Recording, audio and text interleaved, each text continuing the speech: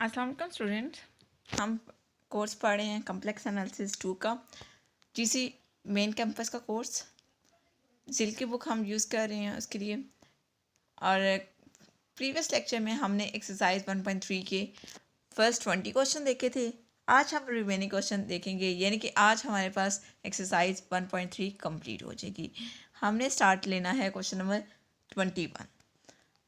और question start करने से पहले एक चीज़ मैं आपको बताना चाहती हूँ कि प्लीज़ मेरे चैनल को लाइक कीजिए, सब्सक्राइब कीजिए और शेयर कीजिए। शेयर मस्ट कीजिए because of GC main campus का कोर्स है, तो मैं चाहती हूँ कि ज़्यादा से ज़्यादा स्टूडेंट्स को मेन कैंपस का कोर्स मिल सके, ठीक है। ताकि जो स्टूडेंट्स बोलते हैं कि हमारा पेपर अनसीन आ गया है या आउटलाइन चेंज हो गई है, तो वो इस चीज़ को ना करें कि हमारी आउटलाइन चेंज हो गई है या सिलेबस सॉरी पेपर अनसीन आया। तो पेपर अनसीन नहीं आएगा जब आप मेन कैंपस का कोर्स पढ़ेंगे, ठीक है। तो स्टार्ट लेते हैं क्वेश्चन नंबर 21। क्वेश्चन है हमारे पास 21 से 24 तक, ये सारे के सारे सिमिलर क्वेश्चन है। क्वेश्चन क्या है? Right each complex number in polar form. Her complex number को हमने पोलर फॉर्म में लिखना है। उसके बाद पहले हमने कम्प्लेक्स नंबर को पोलर फॉर्म में, अब आपके पास जैसे क्वेश्चन नंबर 21 है, इसमें दो कम्प्लेक्स नंबर है, this one and this one. इन दोनों कॉम्प्लेक्स नंबर को सबसे पहले पोलर फॉर्म में लिखना है। पोलर फॉर्म में लिखने के लिए आपको आर और थीटा चाहिए होते हैं। आर और थीटा कैलकुलेट करने हैं और पोलर फॉर्म बना लेनी है कॉम्प्लेक्स नंबर की। पोलर फॉर्म बनाने के बाद आपने उस पोलर फॉर्म की और पोलर फॉर्म से ए प्लस अयोटा बी वाली फॉर्म बनानी है। यानी कि पहले आर और थीटा में क्वेश्चन को लेकर आना है, उसमें से आपने ए प्लस अयोटा बी वाली फॉर्म बनानी है। यानी कि क्वेश्चन जो है वो पहले आपको इस फॉर्म में गिवन है, यानी कि कार्टेशियन फॉर्म में गिवन है। कार्टेशियन फॉर्म से आपने पोलर फॉर्म बनानी है। पोलर फॉर्म से अगेन आपने क्या करनी है, प्रॉपर्टीज़ यूज़ करके पोलर फॉर्म की एडिशन की या मल्टीप्लिकेशन की या डिवीजन की जो भी प्रॉपर्टीज़ हैं आपने पढ़ी हैं उनको यूज़ करेंगे और एंगल को ऐड या सब्ट्रैक्ट या जैसे भी करके आपने जब वो उस पोलर फॉर्म को सॉल्व करके उसको कार्टेशियन फॉर्म में लाना है, यानी कि ए प्लस अयोटा बी की फॉर्म में लाना है। इसी तरह इस क्वेश्चन में भी दो कम्प्लेक्स नंबर मल्टीप्लाई हो रहे हैं। इसी तरह इस क्वेश्चन में दो कम्प्लेक्स नंबर हैं, एक ऊपर है और एक नीचे, यानी कि दो कम्प्लेक्स नंबर डिवाइड हो रहे हैं। इस क्वेश्चन में भी दो कम्प्लेक्स नंबर डिवाइड हो रहे हैं, ठीक है। तो यहाँ पर मैं आपको क्वेश्चन नंबर 21 करवाऊंगी और क्वेश्चन नंबर 23 करवाऊंगी। क्वेश्चन नंबर 21 में आपको करवाऊंगी। क्वेश्चन नंबर 22 जो है वो सिमिलर क्वेश्चन है, इसमें भी दो कम्प्लेक्स नंबर मल्टीप्लाई हो रहे हैं। इसी तरह से क्वेश्चन नंबर 23 में आपको करवाऊंगी। क्वेश्चन नंबर 24 जो है ये भी सिमिलर क्वेश्चन है, इसमें भी दो कम्प्लेक्स नंबर क्या हो रहे हैं, डिवाइड हो रहे हैं। तो मूव करते हैं क्वेश्चन नंबर 21 की तरफ। अब देखिए आपके पास क्वेश्चन नंबर 21 है। क्वेश्चन क्या है, 3 - 3 iota into 5 + 5 square root of 3 iota. तो सबसे पहले हम इस को कंसिडर करते हैं, इनकी इसको नेम दे देते हैं जी1 का। जी1 किसके इक्वल है, 3 - 3 अयोटा के। यहाँ से आप कंपेयर कर लें, आपको पता है जी इक्वल होता है एक्स प्लस अयोटा वाई के। तो यहाँ से आप कंपेयर कर लें और एक्स आप निकाल लें, x equal to 3 and y equal -3। क्योंकि आपने क्या करना है, इस कम्प्लेक्स नंबर की आपने सबसे पहले पोलर फॉर्म बनानी है। पोलर फॉर्म के लिए आपको आर और थीटा चाहिए। आर कैलकुलेट कर लें, आर किसके इक्वल होता है, आर इक्वल होता है square root of x square plus y square. X का स्क्वायर यानी कि 3 का स्क्वायर एंड वाई का स्क्वायर मीन्स के -3 का होल स्क्वायर। तो 3 का स्क्वायर 9 एंड -3 का स्क्वायर वो भी 9। 9 + 9 क्या हो जाएगा, 18 हो जाएगा। 18 को आप सॉल्व करेंगे, 3 इंटू स्क्वायर रूट ऑफ 2 आ जाएगा, ठीक है। तो ये आपके पास आर की वैल्यू होगी जी1 के लिए, यानी या आप कह रहे हैं R1 आ गया आपके पास। आप थीटा1 कैलकुलेट कर लेते हैं, tan inverse of y by X. थीटा1 इसको लो tan inverse of y by X. Y की वैल्यू क्या है, -3 है, -3/3। एक्स की वैल्यू क्या थी, 3 थी। 3 से कैंसिल हो गया तो -1 आ गया। tan इनवर्स ऑफ -1 आपके पास क्या आता है, -π/4। तो ये आपके पास थीटा1 आ गया। और ये आपके पास क्या है, बेसिकली प्रिंसिपल आर्गूमेंट हम कैलकुलेट कर रहे हैं। तो इसी तरह से आपके पास जी2 आप लेट करें, जी2 आपके पास किसके इक्वल है, 5 + 5 स्क्वायर रूट ऑफ 3 अयोटा के। यहाँ से आप x निकालें, x equals to 3 and y equal to 5 into square root of 3। तो यहाँ से आप r कैलकुलेट करें, r इक्वल होता है square root of x square plus y square. तो x का स्क्वायर यानी कि 5 का स्क्वायर प्लस y का स्क्वायर मीन्स के 5 into square root of 3 whole square. 5 का स्क्वायर 25 आ जाएगा, यहाँ से भी 5 का स्क्वायर 25 मल्टीप्लाई हो रहा है square root of 3। Square root of 3 का जो स्क्वायर है, स्क्वायर रूट कैंसिल हो जाएगा और 3 आपके पास आ जाएगा। 3 मल्टीप्लाई होगा 25 5 से तो आपके पास 75 आ जाएगा। 75 प्लस 25 करेंगे तो 100 आ जाएगा। 100 का स्क्वायर रूट सॉल्व करेंगे तो 10 आ जाएगा, यानी कि आर की वैल्यू आ गई आपके पास 10 आ गई है। यानी कि आपने क्या कर लिया, R1 कैलकुलेट कर लिया, थीटा 1 कैलकुलेट कर लिया, R2 भी कैलकुलेट कर लिया। अब आप थीटा 2 कैलकुलेट कर लेंगे। अब देखिए थीटा 2 आपने कैलकुलेट करना है। Theta 2 equals to tan inverse of y by x, और y की वैल्यू आपके पास क्या थी 5 into square root of 3 multiply by 5। 5 से कैंसिल हो जाएगा तो tan inverse of square root of 3 आ जाएगा। tan inverse of square root of 3 आप कैलकुलेटर से इजीली कैलकुलेट कर सकते हैं, तो π/3 आ जाएगा। ठीक है, तो अब आपने Z1 और Z2 का आपने क्या करना है, मतलब ये दो कॉम्प्लेक्स नंबर थे आपके पास, आपको पता है दो कॉम्प्लेक्स नंबर थे, एक था 3 - 3 अयोटा और एक था आपके पास 5 + 5 स्क्वायर रूट ऑफ 3 अयोटा। एक को आपने नेम दे दिया था Z1 का और एक को आपने नेम दे दिया था Z2 का। ठीक है, तो Z1 आपके पास क्या आएगा R1 cos of theta 1 plus iota sine of theta 1, और Z2 आपके पास क्या आएगा R2 cos of theta 2 plus iota sine of theta 2। R1 आपके पास क्या आया था 3 into square root of 2, and cos of theta 1 आपके पास क्या आया था, थीटा 1 आया था आपके पास -π/4, तो sine of plus iota sine of -π/4 into R2 आपके पास क्या था 10 था, cos of π/3 plus iota sine of π/3, ये आपके पास आ गया। अब यहाँ पर जो है वो ये जो 10 है ये तो इसके साथ मल्टीप्लाई हो जाएगा, तो 30 इंटू स्क्वायर रूट ऑफ 2 आ जाएगा। लेकिन ये जो दो आपके पास पोलर फॉर्म बनी है, इनकी कॉज और साइन की फॉर्म जो बनी है, इनको आप कैसे ऐड या सब्ट्रैक्ट करेंगे। आपको पता है दो अगर कम्प्लेक्स नंबर जो हैं पोलर फॉर्म में अगर मल्टीप्लाई हो रहते हैं तो उनके एंगल जो है ऐड हो जाते हैं, तो एंगल को अब हम ऐड करेंगे।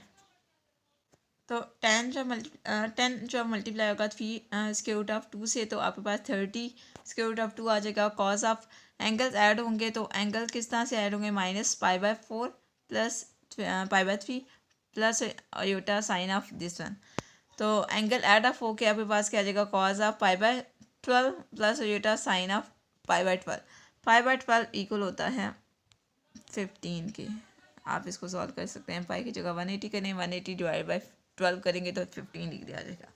तो कॉज ऑफ 15 या कॉज ऑफ π/12 आप कैलकुलेट कर सकते हैं। बेस्ट वे है कि आप जो कॉज ऑफ 15 लिखें, ठीक है, π/12 को आप जो वो कन्वर्ट कर लें तो 15 डिग्री आ जाएगा एंगल। तो कॉज ऑफ 15 आपने कैलकुलेट किया तो दिस वन आ गया, this one square root of 6 plus square root of 2/4, और साइन ऑफ 15 आपने कैलकुलेट किया तो ये आ गया, और यही आपके पास आंसर है। क्योंकि आपने पोलर फॉर्म बनानी थी पहले, पोलर फॉर्म को फिर आपने a+ अयोटा b वाली फॉर्म बनानी थी, और ये आपके पास a+ अयोटा b वाली फॉर्म आ गई है। मज़ीद अगर आप इसको सिंप्लीफाई करना चाहते हैं तो कर सकते हैं, हो जाता है मज़ीद सिंप्लीफाई, तो आप कर लीजिएगा। अब हम नेक्स्ट मूव करते हैं क्वेश्चन नंबर 23 की तरफ।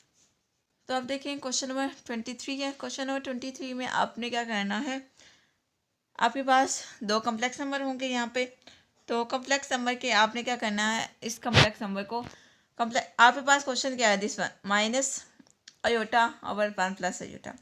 तो माइनस अयोटा का सबसे पहले आपने आर कैलकुलेट कर लेना है, यानी कि मॉड, तो वो 1 आ जाएगा। आर कैलकुलेट करेंगे तो वो आपके पास क्या आ जाएगा, माइनस अयोटा है ना, माइनस अयोटा को आप लिख लिए 0 माइनस अयोटा, तो एक्स की वैल्यू क्या है 0 है, और वाई की वैल्यू क्या है 1 है, सॉरी -1 का स्केयर लेंगे तो +1 हो जाएगा, और 1 का स्क्वायर रूट 1 ही होता है, यानी कि आर आपके पास 1 आ जाएगा। इसी तरह इसका आप जब वो प्रिंसिपल आर्गूमेंट कैलकुलेट करेंगे माइनस अयोटा का, तो माइनस अयोटा का प्रिंसिपल आर्गूमेंट आएगा -π/2।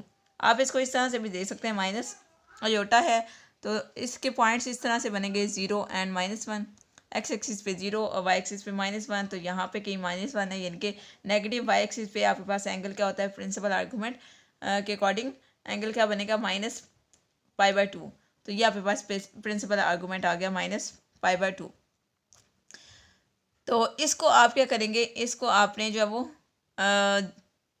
कम्प्लेक्स नंबर की जो पोलर फॉर्म है उसमें आपने पुटिंग करनी है, ठीक है। पुटिंग करेंगे तो क्या आ जाएगा, तो ये आपके पास कम्प्लेक्स नंबर था माइनस अयोटा, इसकी जगह आपने यानी कि जी इक्वल होता है, देखें Z equal R into cos of theta plus iota sine of theta. Z आपके पास यहाँ पर क्या है, माइनस आयोटा है, तो माइनस आयोटा इक्वल किसके होगा, आर आपके पास क्या निकला है, 1 निकला है। कॉज ऑफ थीटा आपके पास क्या है, -π/2, तो -π/2 पुट कर दिया, प्लस आयोटा साइन ऑफ -π/2। ठीक है, इस तरह से आपने पुटिंग कर दी है। आप दूसरे कम्प्लेक्स नंबर पे आते हैं, यानी कि ये जो डिनोमिनेटर वाला है 1 प्लस आयोटा, तो 1 प्लस आयोटा का आपने मॉड लेना है, यानी कि आर की वैल्यू निकालनी है, तो वो आपके पास स्क्वायर रूट ऑफ 2 आएगी, ये आप निकाल सकते हैं। ठीक है, और आर्गूमेंट आपने निकालना है, आर्गूमेंट ऑफ 1 प्लस आयोटा, तो वो आपके पास क्या आएगा, π/4 आएगा। आप इसको इस तरह से भी दे सकते हैं, देखिए 1 प्लस आयोटा है ना, तो इसके पॉइंट्स क्या बनेंगे, 1 1 बनेंगे, एक्स एक्सिस पे 1 और वाई एक्सिस पे पॉजिटिव वाई एक्सिस पे 1, तो यहाँ पर कहीं एंगल बनेगा, यानी कि फर्स्ट क्वाड्रेंट में, तो ये π/4 बनता है। तो यहाँ से देखें सेम ये जो फॉर्म है इसके साथ आप कंपेयर करें, जी आपके पास क्या था, 1 प्लस आयोटा था, इक्वल किसके आएगा, आर की वैल्यू क्या है, square root of 2 into cos of theta क्या है, π/4 plus iota sine of theta क्या है, π/4। तो ये आपके पास यानी कि दोनों जो कम्प्लेक्स नंबर थे, ये दोनों कम्प्लेक्स नंबर पोलर फॉर्म में कन्वर्ट हो चुके हैं। अब इन दोनों कम्प्लेक्स नंबर को आपने डिवाइड करना है, तो फर्स्ट जो कम्प्लेक्स नंबर है उसका दिस वन, ये वाली फॉर्म है 1 into cos of -π/2 plus iota sine of -π/2, और दूसरा जो कम्प्लेक्स नंबर है उसकी फॉर्म है square root of 2 into cos of π/4 plus iota sine of π/4। ठीक है, ये आपके पास दूसरे कम्प्लेक्स नंबर की पोलर फॉर्म आ गई है, दिस वन। तो यहाँ पे देखें, तो यहाँ पे देखें आपके पास 1/2 स्क्वायर रूट ऑफ 2 तो आप अलग कर दें, बाकी जो आपको पता है कि दो कम्प्लेक्स नंबर अगर पोलर फॉर्म में डिवाइड हो रही हो तो उनके एंगल जो है वो माइनस होते हैं, सब्ट्रैक्ट होते हैं। तो माइनस कैसे होंगे, cos of -π/2 -π/4 plus iota sine of -π/2 -π/4। तो ये -π/2 -π/4 एलसीएम लेंगे तो आपके पास क्या आ जाएगा, cos of -3π/4 plus iota sine of -3π/4। और ये यहाँ पर आपके पास क्या हुआ है, देखिए यहाँ पर आपने क्या किया, आपके पास क्या था, 1/2 स्क्वायर रूट ऑफ 2, तो आपने अपनी मर्जी से स्क्वायर रूट ऑफ 2 और स्क्वायर रूट ऑफ 2 को मल्टीप्लाई और डिवाइड कर दिया, तो ये आपके पास क्या बन जाएगा, ऊपर क्या बनेगा, स्क्वायर रूट ऑफ 2 बनेगा, और नीचे 2 स्क्वायर रूट ऑफ 2 बन रहे हैं ना, तो basically square root of 2 whole square बन जाएगा। ठीक है, तो स्क्वायर रूट कैंसिल हो जाएंगे, तो ये आपके पास स्क्वायर रूट ऑफ 2/2 बन जाएगा, और यही आपके पास लिखा हुआ है यहाँ पे, तो यहाँ पे परेशान नहीं होना आपने। तो square root of 2/2 as it cos of -3π/4, इसको आप कैलकुलेट करेंगे तो माइनस स्क्वायर रूट ऑफ 2/2 आ जाएगा, माइनस आयोटा साइन ऑफ -3π/4 को कैलकुलेट करेंगे तो स्क्वायर रूट ऑफ 2/2 आ जाएगा।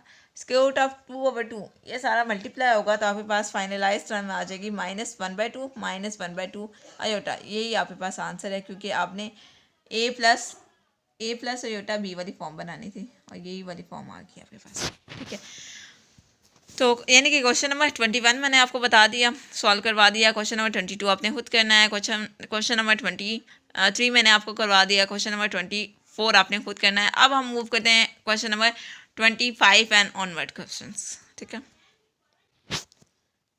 अब देखिए नेक्स्ट हमारे पास क्वेश्चन नंबर 25 से क्वेश्चन नंबर 30, ये सारे सिमिलर क्वेश्चन हैं। तो इन क्वेश्चंस में आपने क्या करना है, सिंपली आपके पास जो कम्प्लेक्स नंबर गिवन होगा, ठीक है, इस कम्प्लेक्स नंबर को आपने सॉल्व करना है पोलर फॉर्म में। ठीक है, आपने इसकी पोलर फॉर्म बना लेनी है, यानी कि ये जो फॉर्म आपके पास इन क्वेश्चंस में बनी हुई है। पोलर फॉर्म बनाने के बाद उसके बाद आपने जो पावर है उसको कर देना है, जैसे कि आपके पास है cause of theta plus iota sine of theta, इसकी ये वाली फॉर्म बना लेनी है। तो इसकी पावर क्या है, n है, तो आप इसको लिख सकती हैं cause of n theta plus iota sine of n theta, ये आपने पढ़ा हुआ है। ठीक है, डी मॉर्गन फॉर्मूला है। ठीक है, तो ये आपने इस तरह से इसको यूज़ करना है। तो क्वेश्चन नंबर 25 में आपको करवाऊंगी। क्वेश्चन नंबर 26 जो है वो सिमिलर क्वेश्चन है, आपने खुद करना है। क्वेश्चन नंबर 27 में आपको करवाऊंगी। क्वेश्चन नंबर 28 आपने खुद करना है। आप क्वेश्चन नंबर 29 और 30 की बात करते हैं, तो क्वेश्चन नंबर 29 जो है ये पोलर फॉर्म बनी हुई है, तो जस्ट आपने क्या करना है, पावर्स को अंदर मल्टीप्लाई कर देना है एंगल्स के साथ। ठीक है, यानी कि आपके पास जो π/8 है एंगल, उसके साथ आपने मल्टीप्लाई कर लेना है 12 को। 12 क्या है, पावर है, यानी कि n की जगह आपने 12 लिख लेना है और मल्टीप्लाई करेंगे। जो भी चीज़ आएगी, जो भी सॉल्व होकर आंसर आएगा, उसको बस सॉल्व करें। तो आपने क्या करना है, मतलब सॉल्व करना है मज़ीद। और आपने जो फॉर्म लानी है क्वेश्चन की, मतलब एंड पॉइंट जो आपको आंसर आना चाहिए, वो आपके पास a+ और योटा b के फॉर्म में आना चाहिए। तो है वो आपको क्वेश्चन नंबर 25 और 27 से आइडिया हो जाएगा। क्वेश्चन नंबर 30 भी सेम है, इसमें पोलर फॉर्म आपको बनी हुई है और जस्ट आपने पावर्स लेनी है। अब पावर्स यहाँ पर तो 1 मतलब कुछ भी नहीं है तो 1 है ना, 1 की पावर से 12 जो है वो 1 ही आएगा। लेकिन यहाँ पे स्क्वायर रूट ऑफ 3 है, तो स्क्वायर रूट ऑफ 3 की पावर 6 आपने लेनी है, क्योंकि ये होल पावर है पूरे कम्प्लेक्स नंबर की, ठीक है, पूरे कम्प्लेक्स नंबर की होल पावर है। इसी तरह से क्वेश्चन नंबर 31 और क्वेश्चन नंबर 32 ये भी सेम क्वेश्चन है जैसे क्वेश्चन नंबर 29 और 30 है, ठीक है। तो ये क्वेश्चन भी आपने खुद करने हैं, क्योंकि हम ऊपर वाले क्वेश्चन में प्रैक्टिस कर चुके होंगे और नीचे वाले जो क्वेश्चन है इसमें पोलर फॉर्म बने हुए, जस्ट आपने जो पावर्स को अंदर मल्टीप्लाई करना है एंगल के साथ और कैलकुलेट कर लेना है कैलकुलेटर से, ठीक है। तो ये क्वेश्चन आपने खुद करने हैं। यहाँ से मैं आपको जस्ट क्वेश्चन नंबर 25 और 27 करवाऊँगी। मज़ीद अगर आपको इशू हो तो आप कमेंट बॉक्स से पूछ सकती हैं, और जो स्टूडेंट जो वो हमारे ग्रुप में ऐड हैं, ठीक है, व्हाट्सएप ग्रुप में, तो वो व्हाट्सएप पे भी पूछ सकते हैं, कोई मसला नहीं है, मैं आपको बता दूंगी चीज़ें, ठीक है। तो हम मूव करते हैं क्वेश्चन नंबर 25 की तरफ। अब देखिए हमारे पास क्वेश्चन नंबर 25 है। क्वेश्चन नंबर 25 क्या है, 1+ square root of 3 iota raise power क्या है, 9 है। तो यहाँ से आपने ये जो अंदर वाला कम्प्लेक्स नंबर है, यानी कि आप इसको लेट कर लें g = 1+ square root of 3 iota, ठीक है, ये आपने g लेट कर दिया। और g जो है g = x + अयोटा y है। इसके साथ आप गिवन क्वेश्चन को इसको कंपेयर कर लें, तो यहाँ से आप x कैलकुलेट निकाल सकते हैं, x = 1 and y = square root of 3। तो क्योंकि आपने r और थीटा कैलकुलेट करना है, जैसे कि मैंने आपको ब्रीफ किया है कि आपने क्वेश्चन को क्या करना है, सबसे पहले जो g आप जिसको लेट करें इसको आपने पोलर फॉर्म में लाना है। पोलर फॉर्म से आपने पावर्स को जब फिर आपने मल्टीप्लाई करना है, यानी कि डी मॉर्गन्स रूल लगाना है। तो r कैलकुलेट कर लेते हैं। r = square root of x² + y²। x क्या है, 1 का स्क्वायर प्लस y क्या है, स्क्वायर रूट ऑफ 3 है, तो square root of 3 whole square, तो यानी कि स्क्वायर रूट कैंसिल हो जाएगा तो 3 बचेगा। तो आपके पास ये क्या आ जाएगा, 1 + 3 आ जाएगा। तो ये स्क्वायर रूट ऑफ 4 बन गया। स्क्वायर रूट ऑफ 4 को आप लिख सकते हैं 2, ठीक है, यानी कि r की वैल्यू आपके पास क्या आ गई, r = 2 आ गया। नेक्स्ट आपने कैलकुलेट करना है थीटा, क्योंकि पोलर फॉर्म के लिए आपको r और थीटा चाहिए होता है। थीटा कैलकुलेट कर लेते हैं, tan inverse of y/x। y क्या है, स्क्वायर रूट ऑफ 3 है, ओवर 1 लिखने की ज़रूरत नहीं है, तो square root tan inverse of square root of 3 आ जाएगा। tan inverse of square root of 3 आप कैलकुलेट करेंगे तो π/3 आ जाएगा, यानी कि 60 डिग्री आ जाएगा। तो यानी कि थीटा आपके पास क्या आ गया, π/3 आ गया। तो z किसके इक्वल होता है, z इक्वल होता है r × cos of theta plus iota sine of theta in polar form. R क्या आर आपके पास आ गया 2, कॉज ऑफ थीटा आपके पास क्या आ गया π/3, तो π/3 पुट कर दिया, plus iota sine of theta आपके पास क्या आ गया π/3। आपको पता है जी की पावर क्या है, 9 है। इस पूरे नंबर की पावर क्या थी, 9 थी। ये क्वेश्चन हमें गिवन था, तो जी की पावर 9 ले ली, और जी आपके पास क्या है 1+ स्क्वायर रूट ऑफ 3 अयोटा, इसकी पावर 9। और आपने इसकी पोलर फॉर्म जो लाई है वो आपके पास क्या है 2 × cos of π/3 plus iota sine of π/3, इसकी पावर भी हमने ले ली 9। तो अब हम जो है वो पोलर फॉर्म में जो डी मॉर्गन्स रूल लगता है, डी मॉर्गन फार्मूला लगता है, वो हमने लगाना है, वो लगाने लगे हम। तो आप देखें डी मॉर्गन फार्मूला क्या है, cos of theta plus iota sine of theta raised power n, इसको आप लिख सकते हैं equals to cos of n theta plus iota sine of n theta. तो ये रूल आप यहाँ पे लगाने लगे, ये फॉर्मूला। देखिए 2 की पावर 9 है, 2 की पावर 9 को आप कैलकुलेटर पे इजीली सॉल्व कर सकते हैं, तो 512 आ जाएगा इंटू cos ऑफ 9। देखिए 9 पावर में है तो n cos के साथ n आ जाता है ना, n पावर में था तो n की जगह 9 है, तो 9 इंटू थीटा, थीटा आपके पास क्या है π/3 है, प्लस अयोटा साइन ऑफ 9 × π/3। तो 9 जो है वो 3 था 9 होता है, तो 3 पाई बचेगा। तो cos 512 into cos of 3 pi plus iota sine of 3 pi आ जाएगा। 512 as it cos of 3 pi को आप कैलकुलेटर पे कैलकुलेट कर सकते हैं, या आपको अगर याद है तो आप याद भी रख सकते हैं। दिस वन कॉस 0 1 होता है और कॉस पाई क्या होता है -1 होता है। तो कॉस 2 पाई जो है वो 1 होता है और कॉस 3 पाई जो होता है वो -1 होता है। तो -1 आ जाएगा और साइन 3 पाई क्या है 0 होता है। तो ये -1 जो है वो 512 के साथ मल्टीप्लाई होगा तो -512 आ जाएगा। और आपने क्वेश्चन को किस फॉर्म में लाना था, a प्लस योटा b की फॉर्म में, और आपके पास क्वेश्चन क्या आ गया -512 प्लस 0 योटा। तो ये आपके पास a प्लस योटा b वाली फॉर्म आ गया और यही आपके पास क्या है इसका आंसर है। तो अब हम मूव करते हैं नेक्स्ट क्वेश्चन की तरफ, क्वेश्चन नंबर 27 की तरफ। क्वेश्चन नंबर 24 आपने सॉरी ये हम सॉरी क्वेश्चन नंबर हम 25 कर रहे थे, क्वेश्चन नंबर 26 आपने खुद करना है। हम मूव करते हैं क्वेश्चन नंबर 27 की तरफ। अब देखें हमारे पास क्वेश्चन नंबर 27 है। क्वेश्चन नंबर 27 हमारे पास क्या है, दिस वन ये वाला क्वेश्चन है 1/2 प्लस 1/2 और योटा रेज पावर 10 है। तो सबसे पहले हम अंदर वाले पार्ट को कंसीडर कर लेते हैं, यानी कि 1/2 प्लस 1/2 अयोटा, इसको हम लेट कर लेते हैं जी के इक्वल, और इसका हमने मॉड कैलकुलेट कर लेना है, यानी कि आर की वैल्यू निकालनी है। तो इसकी आर की वैल्यू आपके पास क्या आ जाएगी स्क्वायर रूट ऑफ 2/2, ठीक है। और आपने इसका आर्गूमेंट कैलकुलेट कर लेना है, यानी कि थीटा। थीटा आपको पता है कैसे कैलकुलेट करते हैं, थीटा इसको to tan inverse of y/x। y की वैल्यू क्या है आपके पास 1/2 है और x की वैल्यू भी 1/2 है, तो 1/2 से कैंसिल हो जाएगा। तो tan इनवर्स ऑफ 1 आपके पास y/4 आता है, यानी कि 45 डिग्री। यानी कि यहाँ से आपने आर और थीटा कैलकुलेट कर लिया। तो आपको पता है आर जी किसके इक्वल होता है, आपको पता है जी इक्वल होता है r into cos of theta in full form, ठीक है। R into cos of theta plus iota sine of theta, ये आपके पास जी होता है। तो आपके पास आर क्या आया square root of 2/2 into cos of theta आपके पास π/4 आया, तो π/4 प्लस योटा साइन ऑफ π/4। इसकी पावर क्या है, इस पूरे की पावर 10, तो इस पूरे की पावर हमने 10 ले ली, तो इस पूरे की पावर भी हमारे पास 10 आ जाएगी, ठीक है। यानी कि हमने कार्टेशियन फॉर्म को पोलर फॉर्म में कन्वर्ट किया है। तो जैसे कार्टेशियन फॉर्म की पावर 10 है और ये क्वेश्चन हमें ये गिवन है, तो पोलर फॉर्म की पावर भी हमने 10 ले ली, और यहाँ पे हमने क्या करना है, डी मॉर्विस फार्मूला लगा देना है।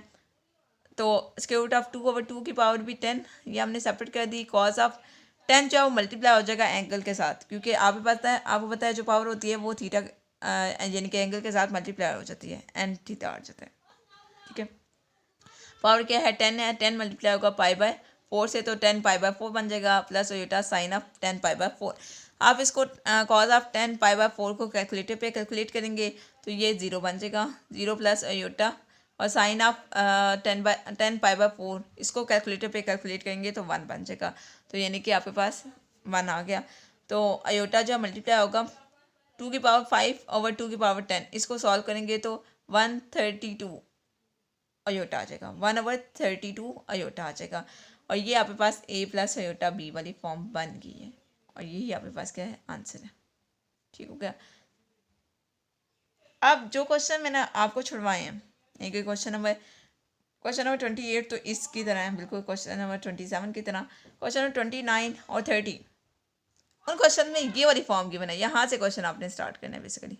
दिस वन क्वेश्चन नंबर 29, 30, 31 और 32, इन चारों क्वेश्चन में यहाँ से क्वेश्चन आपने स्टार्ट करना है, पीछे वाला काम करना ही नहीं है। तो बस आपने डायरेक्ट जो वो डी मॉर्विस फार्मूला लगाना है और कैलकुलेट करेंगे तो आपका जो लास्ट पे क्वेश्चन आना चाहिए वो a प्लस अयोटा b की फॉर्म में आना चाहिए, यानी कि आपने सिंप्लीफाई करना है और आपने आंसर ले आना है, ठीक है। तो वो आप खुद करेंगे। हम मूव करते हैं नेक्स्ट क्वेश्चन की तरफ। अब देखिए नेक्स्ट हमारे पास क्वेश्चन नंबर 35 और 36 है, इनको हम देखेंगे। अच्छा, क्वेश्चन नंबर जो 33 और 34 हैं, इनको मैं फ़िलहाल स्किप करवा रही हूँ, ठीक है। अगर ज़रूरत पड़ी तो मैं नेक्स्ट लेक्चर्स में करवा दूँगी, ठीक है, मेंशन करके। अगर ज़रूरत ना पड़ी तो फिर उसको स्किप ही रहने देंगे, ठीक है। लेकिन अगर ज़रूरत पड़ी तो मैं आपको करवा दूँगी, फ़िलहाल हम उसको स्किप कर रहे हैं, ठीक है। क्वेश्चन नंबर 35 को देख लेते हैं। क्वेश्चन नंबर 35 में क्या है, find a positive integer n for which the inequality hold. आपने बेसिकली यहाँ पे क्या है, एक आपके पास कॉम्प्लेक्स नंबर है, उसकी पावर n है। ये पावर क्या होगी, 1 होगी, 2 होगी, 3 होगी, क्या होगी, ये आपने n की वैल्यू बेसिकली यहाँ से कैलकुलेट कर लेनी है।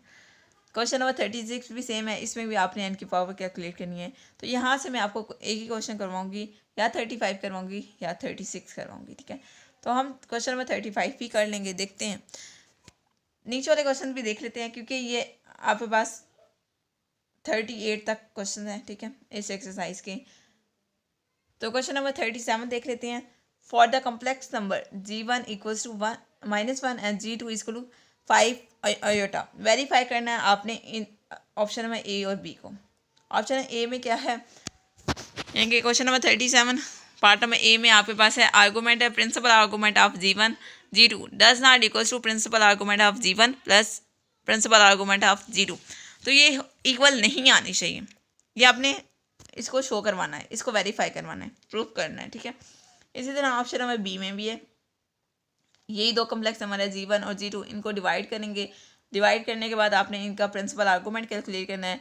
उसके अलावा आपने इनके अलग अलग प्रिंसिपल आर्गूमेंट कैलकुलेट किए होंगे, आप उनको माइनस करके चेक करेंगे, तो ये दोनों भी इक्वल नहीं आएंगे। यहाँ से मैं आपको पार्ट नंबर ए करवाऊंगी, पार्ट नंबर बी आपने खुद करना है, ठीक है। अब आ जाते हैं क्वेश्चन नंबर 38 की तरफ। क्वेश्चन नंबर 38 में आपने जनरल आर्गूमेंट निकालना है, और आपको पता है जनरल आर्गूमेंट कैसे कैलकुलेट करते हैं। आर्गूमेंट ऑफ जी इक्वल होता है principal argument of z plus 2n pi. तो यहाँ से आपने इसी जो क्वेश्चन मतलब जो आपके पास g1 और g2 क्वेश्चन नंबर 37 में है, वही आपने क्वेश्चन नंबर 38 में यूज़ करने हैं। तो इसलिए g1 और g2 के जो प्रिंसिपल आर्गूमेंट है वो तो आपके पास मतलब कैलकुलेट हो चुके होंगे। जस्ट आपने क्या करना है, जनरल आर्गूमेंट कैलकुलेट करना है। जनरल आर्गूमेंट के लिए आपने क्या करना है, प्रिंसिपल आर्गूमेंट प्लस 2 पाई कर लेना है, n इक्वल्स टू 1 रख लीजिएगा, ठीक है। तो आप जब वो उसके अकॉर्डिंग फिर पुट करके चेक करेंगे, आप n इक्वल्स 1 पुट करें। अगर दोनों यानी कि ऑप्शन नंबर ए की जो इनइक्वालिटी है ये अगर होल्ड सॉरी इक्वालिटी अगर होल्ड करती है तो ठीक है, नहीं तो आप n इक्वल्स टू 2 पे चले जाएं, n को n के बढ़ाते जाएं, रोटेशन बढ़ाते जाएं, जहाँ पे आपके पास जो है ये इक्वालिटी इक्वल हो जाएगी, यानी कि इक्वालिटी होल्ड कर जाएगी, वो ही आपके पास क्या होगा, उतनी ही रोटेशन होगी बेसिकली, ठीक है। प्रिंसिपल आर्गूमेंट के लिए आपने ये काम करना है, यानी कि ये आपने खुद करना है। क्वेश्चन नंबर 38 का पार्ट नंबर ए और बी आपने खुद करना है। यहाँ से आपको मैं क्वेश्चन नंबर 35 या 36 इन दोनों में से एक क्वेश्चन करवाऊंगी, और क्वेश्चन नंबर 37 का पार्ट नंबर ए करवाऊंगी। तो हम मूव करते हैं क्वेश्चन नंबर 35 की तरफ या 36। आप देखें आपके पास क्वेश्चन नंबर 35 है। क्वेश्चन नंबर 35 क्या है, square root of 3/2 plus 1/2 iota whole power n है, ठीक है। यहाँ पे पास क्वेश्चन है। इस क्वेश्चन का सबसे पहले आपने क्या करना है, आपने इस क्वेश्चन को यानी कि इस कम्प्लेक्स नंबर को आपने कम्प्लेक्स नंबर की पोलर फॉर्म में कन्वर्ट करना है, ठीक है। यानी कि पोलर फॉर्म में कन्वर्ट करने के लिए आपको r चाहिए, यानी कि आपने मॉड कैलकुलेट करना है। तो r आपने कैलकुलेट किया तो 1 आ जाएगा, r इक्वल्स टू 1 आ जाएगा, और थीटा आप कैलकुलेट करेंगे तो थीटा आएगा आपके पास π/6, ठीक है। आप थीटा इजीली कैलकुलेट कर सकते हैं। tan इनवर्स ऑफ y आपके पास 1/2 है, और x क्या है, स्क्वायर रूट ऑफ 3/2 है। तो आप थीटा कैलकुलेट कर सकते हैं, इतनी आपको प्रैक्टिस हो चुकी है, ठीक है।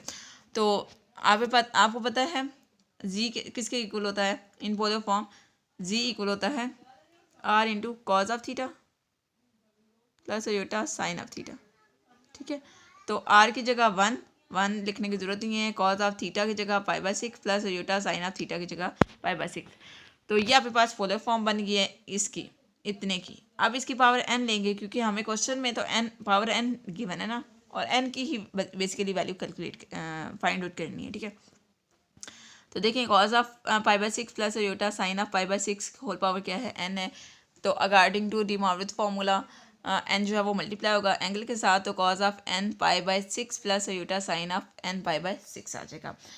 और ये इक्वल किसके है, ये जो क्वेश्चन गिवन क्वेश्चन जो था वो किसके इक्वल है, -1 के, यानी कि दिस वन इक्वल्स टू -1। यहाँ से आप रियल पार्ट को रियल के साथ कंपेयर कर लें और इमेजिनरी पार्ट को इमेजिनरी के साथ कंपेयर कर लें। रियल पार्ट आपके पास -1 था, -1 को आप लिख सकते हैं 0 -1 + 0 आयोटा, ठीक है। तो रियल पार्ट के आपके पास क्या है, cos ऑफ n π/6 और ये किसके इक्वल हो जाएगा, -1 के। जबकि इमेजिनरी पार्ट आपके पास है sin ऑफ π/6 और sin ऑफ n π/6, ठीक है। और ये इक्वल किसके हो जाएगा, 0 के हो जाएगा। यहाँ से आप क्या करेंगे, इसको सॉल्व कर लें। इसको सॉल्व करेंगे तो आपके पास यहाँ से n आ जाएगा 6। n6 कैसे आएगा, मैं करके बता देती हूँ। अब देखें आप, यहाँ से आप क्या करेंगे, n π/6 इधर ही रहने दें, साइन को इधर लेके जाएंगे तो साइन इनवर्स ऑफ 0 बन जाएगा, ठीक है। साइन 0 पे होता है, साइन 0 होता है कहाँ पे, साइन इनवर्स ऑफ 0 इक्वल होता है, साइन 0 पे भी होता है और पाई पे भी होता है। तो आप 0 या पाई लिख लेते हैं, ठीक है, क्योंकि आपने n की वैल्यू निकालनी है ना। अगर आप 0 लिख देंगे तो सारा कुछ 0 हो जाएगा, ठीक है। जैसे कि यहाँ पे मैं लिख के बता देती हूँ, साइन n π/6 इक्वल्स टू 0, तो 6 भी 0 हो जाएगा इधर आके, तो n की वैल्यू 0 आ जाएगी। तो n की हमने कोई और वैल्यू निकालनी है ना, तो 0 तो नहीं निकाल सकते, 0 पावर होगी तो आपके पास ये सारा कैलकुलेट होके 1 बन जाता है। जबकि ये इक्वल्स टू -1 है, तो ये तो होल्ड ही नहीं करता, यानी कि 0 पॉसिबल नहीं है, तो पाई पॉसिबल है। तो पाई लिख दिया, n π/6 इक्वल्स टू पाई से कैंसिल, n π/6 इक्वल्स टू 1 आ गया। यहाँ से आप n कैलकुलेट कर लें, n इक्वल्स टू 6 आ गया। और आपने n की ही वैल्यू फाइंड आउट करनी थी और आपने कैलकुलेट कर ली है, और यही आपके पास आंसर है इसका, ठीक है। तो अब हम नेक्स्ट क्वेश्चन की तरफ मूव करते हैं। क्वेश्चन नंबर 36 आपने खुद करना है।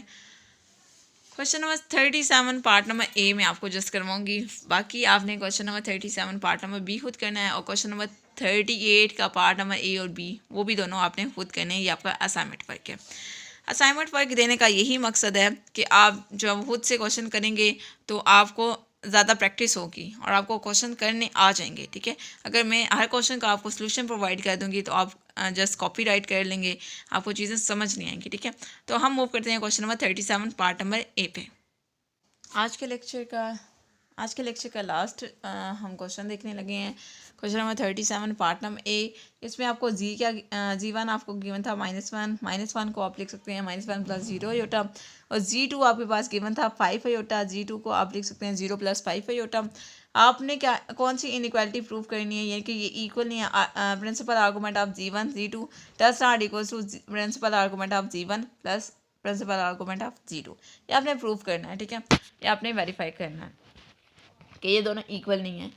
तो सबसे पहले आपने G1 और G2 के जब वो आर्गूमेंट कैलकुलेट करनी है, G1 का आर्गूमेंट यानी कि θ1 आपने कैलकुलेट करना है, θ1 equals to tan inverse of y/x। यहाँ से y आपने निकाल लेना है, y आपके पास 0 आएगा, ठीक है, दिस वन G1 में से, और x आपके पास -1 आएगा। तो सीधा थीटा आपके पास क्या बन जाता है, y बन जाता है। आप इस तरह से देख सकते हैं, x/y पॉइंट्स हैं -1 एंड 0। तो y एक्सिस पे 0 है और x एक्सिस पे क्या है, -1 है, तो दिस वन। तो यहाँ पर एंगल जो है ये वाला सारा बनेगा, तो ये इनके पाई बनेगा। यहाँ से आपने θ1 निकाल लिया। अब G2 के लिए इनके θ2 आपने कैलकुलेट करना है, प्रिंसिपल आर्गूमेंट। तो θ2 equal to tan inverse of y/x equals to tan inverse of y। आपके पास क्या आएगा, यहाँ से y आएगा 5 और x आपके पास आएगा 0। तो 5/0 इन्फिनिटी फॉर्म बन जाएगी, तो tan इनवर्स ऑफ इन्फिनिटी क्या बन जाएगा, π/2 बन जाएगा। तो इसको भी आप प्लेन पे चेक कर सकते हैं। पॉइंट्स आपके पास बनेंगे 0 एंड 5।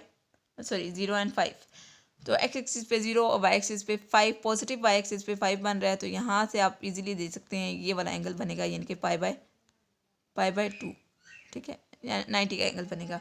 तो π/2 आपने लिख लिया। तो यहाँ से अब आपने इतना काम कर लिया, इनके आर्गूमेंट ऑफ G1 आपने कैलकुलेट कर लिया और आर्गूमेंट ऑफ G2 कैलकुलेट कर लिया। अब G1 और G2 को पहले आप मल्टीप्लाई करेंगे और फिर उसका आर्गूमेंट फाइंड करेंगे। G1 क्या है, -1 है, और G2 क्या है, 5 आयोटा है। तो ये दोनों मल्टीप्लाई होंगे तो -5 आयोटा आ जाएगा। यानी कि आप -5 आयोटा को लिख सकते हैं 0 - 5 आयोटा। तो ये आपके पास G1 और G2 आ गया। तो अब आपने G1 और G2 का जो प्रोडक्ट लिया है इसका आप प्रिंसिपल आर्गूमेंट कैलकुलेट करेंगे, यानी कि theta equal to tan inverse of y/x। y आपके पास यहाँ पर क्या है -5 है, और x आपके पास क्या है, x आपके पास 0 है। तो -5/0 तो माइनस इन्फिनिटी बेसिकली बनेगा tan inverse of -infinity, tan inverse of -इन्फिनिटी -π/2 बनेगा। इसको भी आप प्लेन पे चेक कर सकते हैं। पॉइंट्स आपके पास क्या बनेंगे हैं 0 एंड -5, ठीक है। x एक्सिस पे 0, y एक्सिस पे -π है, इनके नेगेटिव y एक्सिस पे। तो आप देख सकते हैं इजीली ये -π/2 बना है एंगल, ठीक है। और यही आपके पास प्रिंसिपल आर्गूमेंट आ गया है -π/2। आप देखें principal argument of G1 G2 आपके पास -π/2 आ गया है, और प्रिंसिपल आर्गूमेंट ऑफ G1 आपके पास पाई आ गया है। प्रिंसिपल आर्गूमेंट ऑफ G2 जो है वो π/2 आ गया है। इसको आपने इसमें पुट कर देना है, और यहाँ से आप जो वो इसको वेरीफाई करेंगे कि ये इक्वल आते हैं या नहीं आते। तो इसको हम देख लेते हैं, इक्वल नहीं आएंगे। अब देखिए आपके पास क्या है, argument of G1 G2 equals to argument of G1 plus G2। आप बोलेंगे इक्वल लिख दिया, ये क्या भाई, अभी हम जस्ट लिख रहे हैं इसको वेरीफाई करने के लिए ना। तो आर्गूमेंट ऑफ G1 G2 आपके पास क्या आया था -π/2। आर्गूमेंट ऑफ G1 क्या आया था पाई, एंड आर्गूमेंट ऑफ G2 क्या आया था π/2। तो -π does not equals to -π does not equals to 3π/2। ये दोनों इक्वल नहीं है। इट मीन्स के argument of G1 G2 does not equals to argument of G1 plus argument of G2, और ये आपने वेरीफाई करना था, और ये आपके पास वेरीफाई हो गया है, ठीक है। और ये आपके पास आंसर है। इसी तरह से आपने क्वेश्चन नंबर 37 का पार्ट नंबर बी करना है। इसी तरह से आपने क्वेश्चन नंबर 38 पार्ट नंबर ए और बी करना है। इसमें आपने प्रिंसिपल आर्गूमेंट तो कैलकुलेट कर लिया, जनरल आर्गूमेंट कैलकुलेट करने हैं, उसका तरीका मैंने आपको सिखा दिया है। आई होप स्टूडेंट्स का आपको लेक्चर समझ आ गया होगा। प्लीज़ मेरे चैनल को लाइक कीजिए, सब्सक्राइब कीजिए और शेयर कीजिए। ओके स्टूडेंट्स, अल्लाह हाफिज़।